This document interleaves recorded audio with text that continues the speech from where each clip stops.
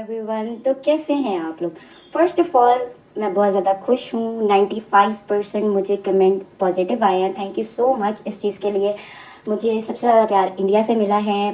So love you back from Pakistan. Thank you so much.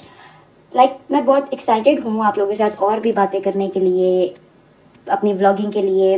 मुझे आप लोगों का यही प्यार चाहिए। मैं इसी तरह अपने यूट्यूब पे व्लॉग बनाऊंगी। इंशाल्लाह फर्स्ट व्लॉग होगा मेरा, इंशाल्लाह वो भी मैं अपडेट करूंगी कब होगा। मुझे यही सारा प्यार वहाँ पे भी चाहिए। Thank you so much once again. और अब मैं आप लोग सारे ठीक है, वो मैंने आप सबके कमेंट्स पढ़े हैं, जिन जिनका हो सका मैंने जवाब भी दिया। Thank you so much.